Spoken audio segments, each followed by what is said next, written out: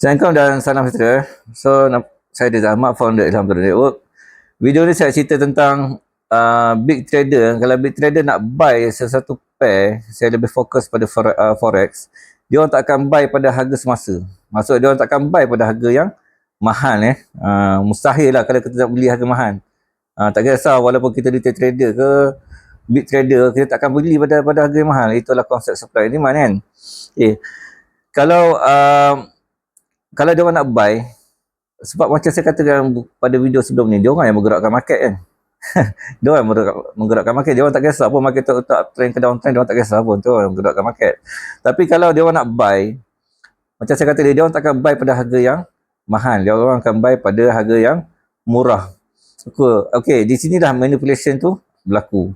Di mana sebelum dia nak buy, dia akan buat position ataupun pergerakan yang menyuruh kita sebagai retail trader ni untuk sell. Padahal dia orang nak buy. Ada ingat, dia orang nak buy.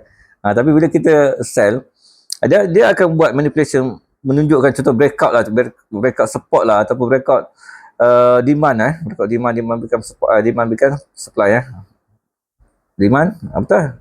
Demand become supply. Okay. Atau swap zone lah kita panggil. Dia akan buat pergerakan tu. Okey, orang buat pergerakan tu untuk mengumpan retail trader supaya masuk sell. Sebab apa suruh masuk sell? Sebab dia akan tengoklah tambah sikit dia punya modal tu, tengok sell turun bawah, sedangkan dia orang nak buy. Kenapa dia orang nak buy? Dan nak buy kan pada umpan sell.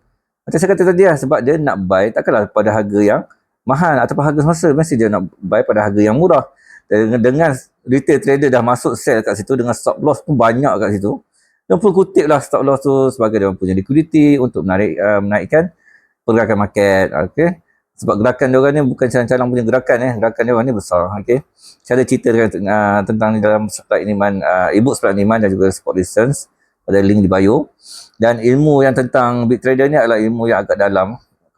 Kalau anda untuk trade bersama dengan dia orang, walaupun anda tahu supply and demand, macam saya kata 95% trader tahu supply and demand.